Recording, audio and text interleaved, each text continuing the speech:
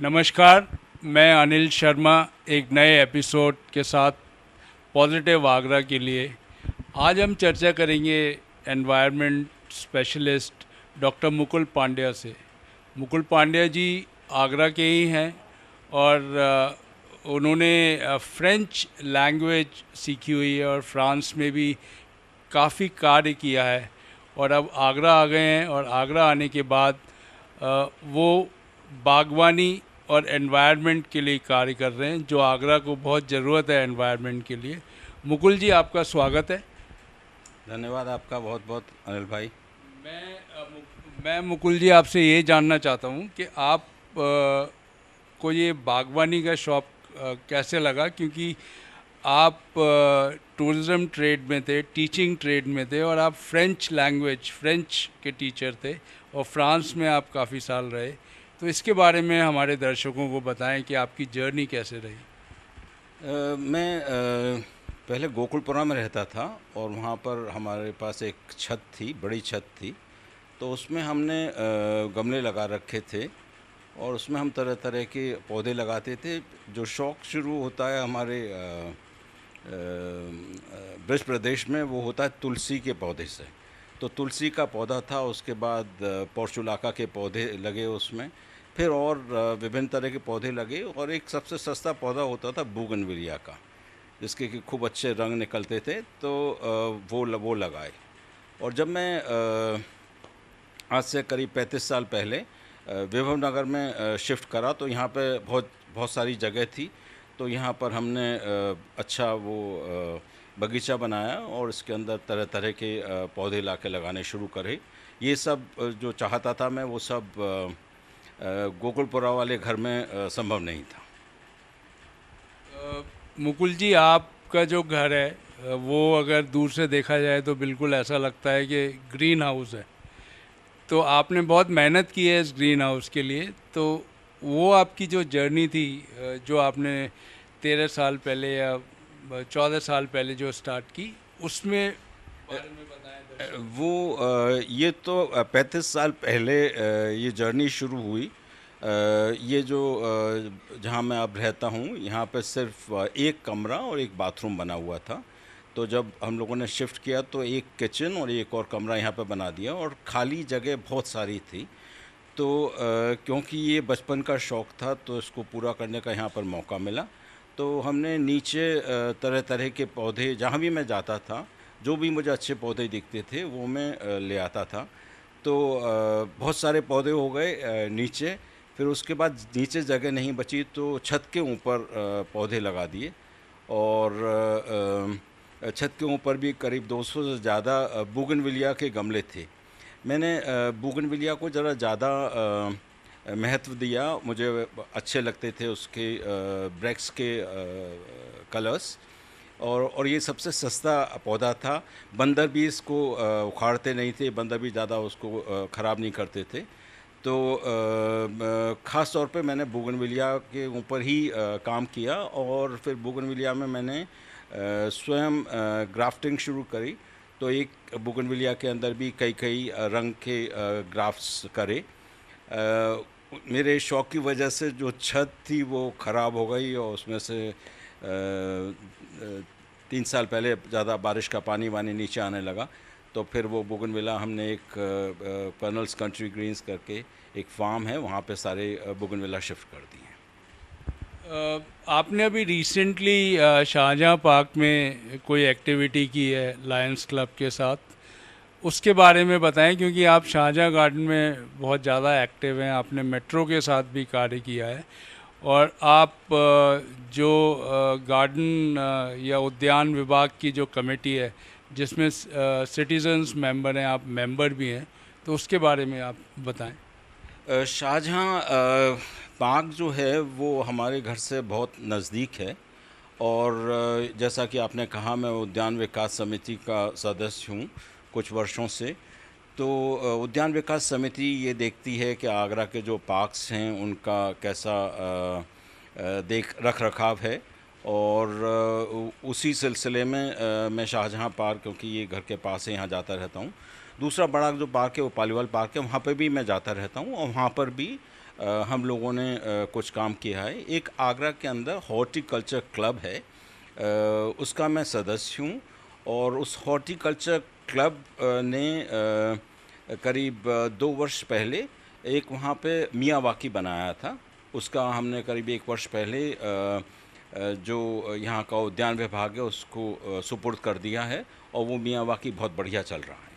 आपने मुझसे पूछा कि मैंने अभी लायंस क्लब के साथ एक चंपा वाटिका शाहजहाँ पार्क में बनाई है।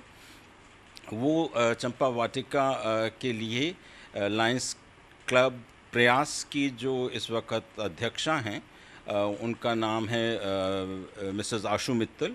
उन्होंने मुझसे करीब 2 महीने पहले निवेदन किया था कि कुछ अच्छा वो करना चाहते हैं लायंस क्लब ऑफ आगरा।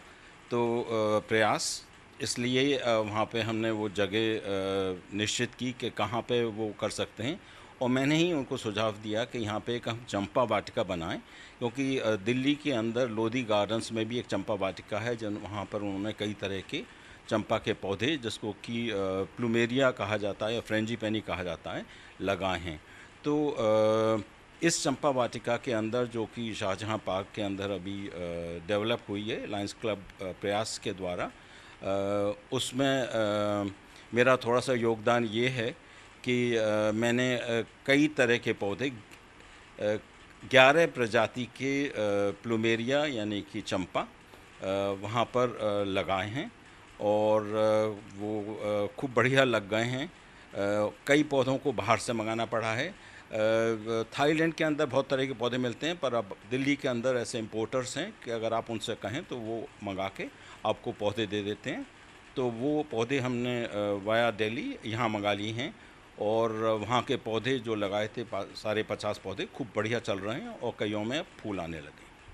आपने अभी मियावाकी का शब्द का एक इस्तेमाल किया, और काफ़ी अखबार में भी छपता है कि मियावाकी। तो मियावाकी क्या चीज़ होती है, उसको ज़रा दर्शकों के लिए बहुत सिंपल तरीके से अगर बताएंगे तो लोगों को समझ में आएगा। हो सकता है कि वो भी इन्वॉल्व हो इन सब चीज़ों में। जो मियावाकी शब्द जो है, वो एक जापानी वनस्पति विज्ञ थे, बोटेनिस्ट थे, जिनका नाम अकीरा मियावाकी था। और उन्होंने यह अपने शोध में पाया कि अगर पौधों को, जो अपने नेटिव प्लांट्स हैं, ट्रीज़ हैं, उनको पास पास लगाया जाएगा तो वो उसमें कंपटीशन होगा और वो जल्दी बढ़ेंगे। तो मेरी जो अपनी मियावाकी की जर्नी है, वो elephant conservation and care centre जो कि चुरमुरा फराह में है, वहाँ से शुरू हुई। हॉर्टिकल्चर क्लब आगरा ने मुझसे ये कहा कि हम मियावाकी लगाना चाहते हैं। तो मैंने उसके बारे में पढ़ाई की। मैंने जहाँ मियावाकी लगे हुए थे उनको देखा, और एक हमारे बहुत अच्छे पर्यावरणविद हैं जिनका नाम अंकुश दवे है, मैंने उनसे सलाह की, और उन्होंने मुझसे कहा कि हाँ, हम ये कर देंगे और हम अपनी देसी प्रजाति के पौधे वहाँ पर लगाएंगे। तो जो पहला मियावाकी हमने लगाया था वह था चुरमुरा में ECCC जो वाइल्ड लाइफ SOS है, उनके प्रांगण में लगाया था। फिर जो उसके बाद दूसरा मियावाकी लगाया था, वो उनकी एक गौशाला है, कृष्ण गौशाला, उसके पास ही है, चुरमुरा में ही, वहाँ पे लगाया था। और दूसरा मियावाकी, और जो तीसरा मियावाकी जो हमने लगाया था, वो जमुना के पार एक जगह है जिसका कि नाम मैं अभी भूल रहा हूँ, मुझे अगर याद आएगा तो मैं बताऊँगा। टटरोटा बागड़, वो जमुना के पार जगह है, वहाँ पर बड़ी ज़मीन थी और उसमें लगाया था करीब 3 वर्ष पहले। और अभी करीब 2 महीने पहले हम लोग वो देखने के लिए गए थे। उसमें कई हमने फल वाले वृक्ष लगाए थे, 1000 वृक्ष लगाए थे, और ये मियावाकी बहुत बढ़िया चल रहा है और कई वृक्षों में उसमें फल आ गए। आपने ये कहा कि नेटिव प्लांट, ये हमारे दर्शक जानना चाहेंगे कि अगर वो प्लांट लगाएं तो वो कौन से नेटिव प्लांट लगाएं, और नेटिव प्लांट होते क्या हैं? जो पौधे हमारी जो ब्रज की जलवायु के अंदर खूब अच्छी तरह से फलते फूलते हैं, उनको हम नेटिव प्लांट्स कहते हैं। हमारे यहाँ बहुत से विदेशी पौधे भी आए हैं।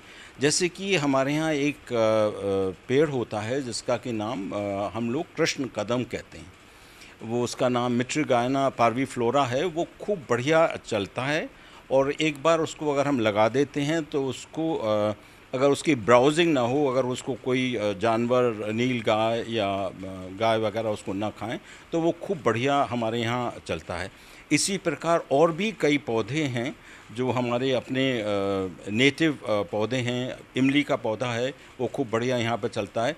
हर तरह के जो भी गूलर का पौधा है वो भी हमारे यहाँ बहुत बढ़िया चलता है। तो जो हमारे अपने जो पौधे हैं उनकी कम हमें देख रेख की आवश्यकता होती है और उनको हम पास पास बिल्कुल डेंस प्लांटेशन करते हैं, उसको मियावाकी कहते हैं। और इसका बहुत बढ़िया जो अभी जो हमारा जो बहुत बढ़िया जो प्रोग्राम हुआ, एक तो पालीवाल पार्क में है जो मोस्ट रीसेंट है, उससे पहले का टटोटा बागड़ में है, जमुना के दूसरी तरफ, ECCC के दूसरी तरफ। और बहुत बढ़िया वहाँ पे पौधे चल रहे हैं। जो पौधे आमतौर में 10 साल बड़े होने में लगते हैं और फल देने में लगते हैं, वो पिछले 3 साल पहले लगाए थे और वो खूब फल फूल रहे हैं। एक सबसे बड़ी सवाल होता है कि हर साल कई लाख पौधे लगाए जाते हैं, क्योंकि आप उद्यान एडवाइजरी बोर्ड की जो कमेटी है उसके मेंबर हैं, तो उस पर आप क्या प्रकाश डालना चाहेंगे कि लाखों पौधे लगने के बाद भी आगरा वहीं का वहीं है? ये बात बिल्कुल सही कह रहे हैं कि हम लाखों पौधे लाखों पौधों का वृक्षारोपण हर साल यहाँ पे करते हैं। इस साल भी हुआ है। पर ये हमारा दुर्भाग्य है कि एक बार हम पौधा लगाते हैं, कुछ दिन के लिए उसकी हम देख रेख करते हैं और उसके बाद हम उसको भूल जाते हैं। अगर मेरा सुझाव ये है कि हम कम पौधे लगाएं, हम कुछ हज़ार पौधे लगाएं, पर उनकी हम देखभाल करें और उनको बड़ा करें, और जब वो बिल्कुल इंडिपेंडेंट हो जाएं तब उनकी हम देखभाल करना छोड़ें। कम से कम 2 से 3 वर्ष तक हर पौधे की देखभाल आवश्यक है किसी भी स्टेशन ड्राइव के अंदर। आप शाहजहाँ पार्क में काफ़ी एक्टिव हैं और एक मेट्रो ने कुछ वहाँ पेड़ अप्रूट करके लगाए थे, तो क्या आप एग्री करते हैं कि पेड़ों को अप्रूट करके लगाया जा सकता है या ये एक फ्यूटाइल एक्सरसाइज है? पेड़ों को अप्रूट करके उनको ट्रांसलोकेट करना अच्छी बात है। अगर कोई बड़ा ही आवश्यक पड़ जाए, उसी हालत के अंदर हमें किसी पेड़ को ट्रांसलोकेट करना चाहिए। शाहजहाँ पार्क के अंदर जब मेट्रो का काम शुरू हो रहा था तो उन्होंने 21 पेड़ों को ट्रांसलोकेट किया था शाहजहाँ पार्क में, पर दुर्भाग्यवश उसमें से 15 पेड़ बच नहीं पाए। ऐसा है कि अगर पेड़ यंग हों, अगर 20 साल से उनकी आयु कम हो तो वो तो बच सकते हैं, पर अगर पेड़ों की आयु 20 से 40 वर्ष है और जहाँ तक पेड़ जिनको कि ट्रांसलोकेट किया गया था वो 40 वर्ष से ज़्यादा के थे, इस कारण वो पौधे, वो पेड़ जो हैं वो बच नहीं पाए। मतलब आप कहना चाहते हैं कि अपरूटिंग और उनको relocation is not a right process to do it? मैं कहूँगा कि अगर बहुत ज़्यादा आवश्यक ना हो तो ऐसा ना करें, और अगर करें भी तो बहुत प्रोफेशनल कोई कंपनीज़ हों जिनके पास बड़ी मशीनरी हों, जो कि पूरा की पूरा उसका जो रूट सिस्टम है उसको सॉइल के साथ निकालें और उससे दुगना बड़ा गड्ढा करें, उसके अंदर खूब बढ़िया मैन्योरिंग करें, उसके बाद उसको ट्रांसलोकेट करें, और वो भी सिर्फ मानसून सीज़न के अंदर जब ह्यूमिडिटी बढ़ी हो और ड्रिजलिंग हो रही हो, तब तो किसी पेड़ के बचने के आसार ज़्यादा रहते हैं। और नहीं तो जैसा कि क्लाइमेट चेंज की वजह से इतने हाई टेम्परेचर्स हो रहे हैं, आगरा के अंदर 48-49 डिग्री सेल्सियस टेम्परेचर हो जाता है, तो ऐसे ट्रांसलोकेशन ज़्यादा सक्सेसफुल नहीं होते। डॉक्टर पांड्या, आपसे हम बात करते हैं, जो आप फ्रांस में रहे उसके बारे में हमारे दर्शकों को बताइए कि आपने एक तो फ्रेंच आपने सीखी है और आपका क्या गतिविधि रही जब आप फ्रांस में रहे। मुझे एक स्कॉलरशिप मिल गई थी सोर्बन यूनिवर्सिटी के अंदर पढ़ने की, और मैंने यहाँ पर अपना मास्टर्स फ्रेंच में किया था। और उसके बाद मैंने वहाँ पर विक्टर ह्यूगो के ऊपर अपना शोध कार्य किया। और विक्टर ह्यूगो की 3 नॉवेल्स थे, ले मिज़राब्ल, कैथरीन थ्रेज एंड नोट दाम द पारी। उनके ऊपर मैंने अपना शोध कार्य किया था। और वो शोध कार्य यह था कि उसमें उन विक्टर ह्यूगो ने बहुत सारे ऐतिहासिक स्थलों का और बहुत सारे किरदारों का अपने नॉवेल्स में उपयोग किया है। तो यह देखना था क्या वो जो किरदार जो हैं उसमें उनके नॉवेल्स में वो उस समय, जिस समय के वो नॉवेल्स हैं, उस जिस शहर के नॉवेल्स हैं, उस वक़्त वो वहाँ पे थे या नहीं थे। क्योंकि उनके नॉवेल्स जो हैं वो, जैसे हमारे यहाँ के एक लेखक हैं वृंदावन लाल वर्मा, करीब करीब उनसे कंपेयर किए जा सकते हैं, क्योंकि विक्टर ह्यूगो के भी जो नॉवेल्स हैं वो हिस्टोरिकल नॉवेल्स। आपने पढ़ाया भी है शायद। हाँ, मुझे कई जगह फ्रेंच पढ़ाने का मौका मिला।